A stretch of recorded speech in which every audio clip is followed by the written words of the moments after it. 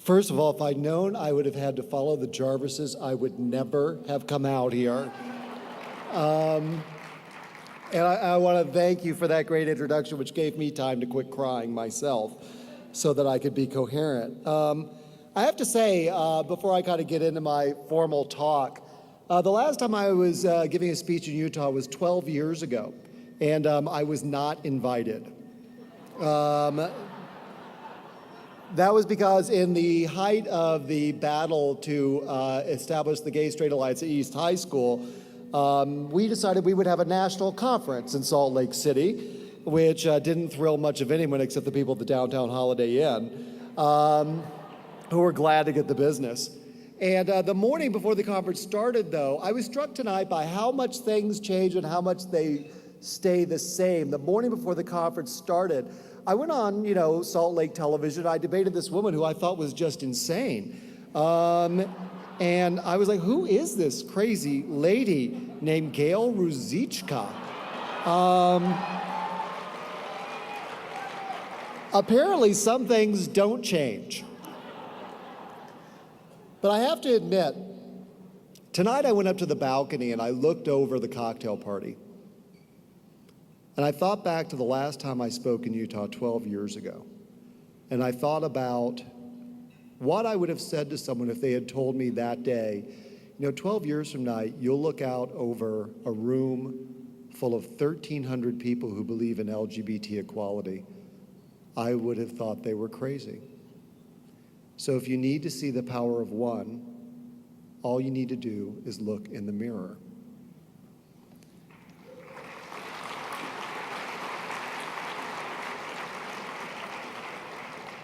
I am truly and deeply honored and humbled to be asked to speak here tonight. And I first want to thank the LGBT people who made it here tonight.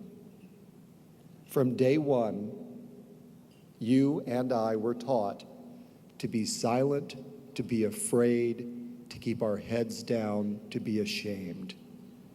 You have chosen to step out of that darkness and to step into the light.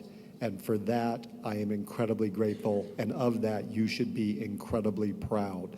So let's give you all a round of applause.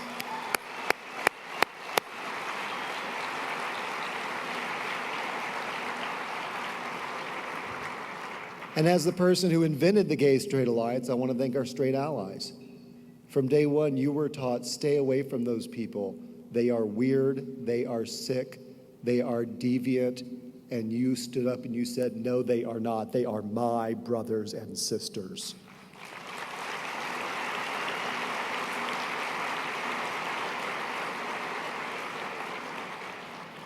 Now, for me, this journey started 45 years ago in 1963. Please, those gasps of disbelief that I'm actually 45 are very distracting.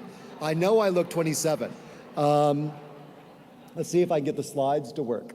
I could do a little slideshow for you. I thought when I was doing The Power of One that I would talk about, you can take the history teacher out of the classroom, but you cannot take the classroom out of the history teacher. So I thought I'd start with a little history lesson. I was born 1963, and I grew up in a place called Louisville, North Carolina, which is just outside a city called Winston-Salem. Now, if you smoke, which I'm sure no one here does, you check the pack of cigarettes. You're probably going to find it was made in Winston-Salem, North Carolina. We had a local business there called R.J. Reynolds, which was once the 7th largest company in the world because they made so much money off of cigarettes, brands you still see in your stores here in Salt Lake today, I'm sure. Brands like Winston, Salem, they're not the most creative people over there at R.J. Reynolds. Camels, these are all made in my hometown. Now, somehow, despite the rising tide of money in Winston-Salem when I was a little boy, it never lapped at my family's doors, and my family was a very bitter family indeed. My family were poor whites who had descended from Confederate veterans, and we eagerly sought out scapegoats for our inexplicable failure to make it in the land of opportunity. Now, for my uncles and cousins, this meant joining the Ku Klux Klan, while for my father, who was a fundamentalist evangelist who died when I was 8, this meant using religion to excuse his prejudices. Prejudice against blacks, against Jews, against Catholics, against liberals and communists, same thing as far as my father was concerned. and of course against gay men and lesbians. Somehow the biblical admonition that you should do unto others as you would have them do unto you never quite made it into my dad's version of the gospel. Instead, I was raised believing that there was a communist plot undermining our national security, that there was a Jewish conspiracy which controlled all banks and all media, and that black men spent their days planning to rape white women.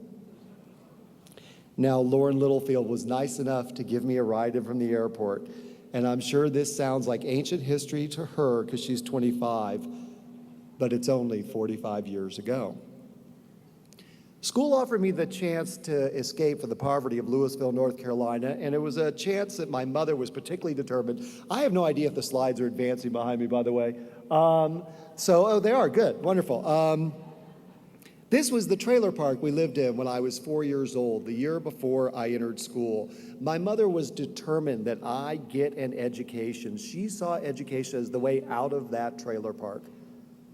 She herself had dropped out of school at the end of 6th grade to pick cotton and tobacco to keep her 8 brothers and sisters alive in the hills of Appalachia during the Depression. She believed that education was the way out. And so she preached, get an education, get an education.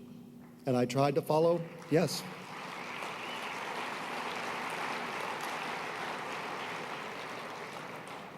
And so I tried to follow my mother's advice and example, and I tried to get an education.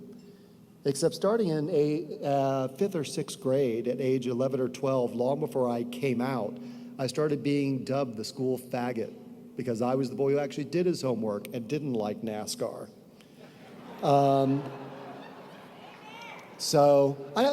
It's not a sport. You're driving a car. I'm sorry. I drive a car.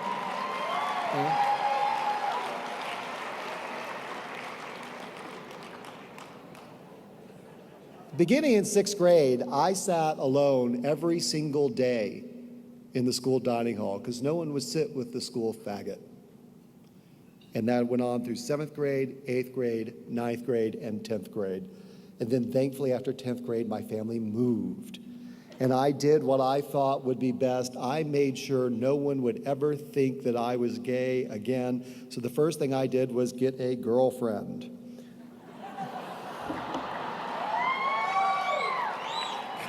How could she resist? I mean, come on, people. I did what a lot of lesbian, gay, bisexual, transgendered youth do. I tried to be something I wasn't, thinking that somehow, if I could be something I wasn't, I might finally fit in.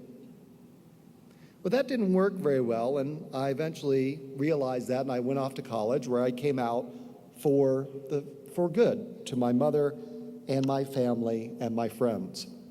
Now, I wasn't so sure how my mother was going to deal with this. In 1971, my oldest brother, Alan, married an African-American woman. My mother was really good about this. She didn't speak to my brother for 4 years. In 1981, when I entered college and told my mother I was gay, she was much better. She didn't speak to me for 3 years. I got a whole year off compared to Alan. But my mother did come to my graduation from college at Harvard University in 1985.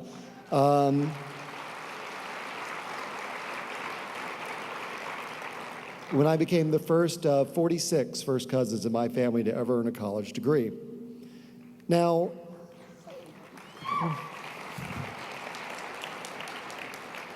let's just say Harvard Yard's a long way from the trailer park.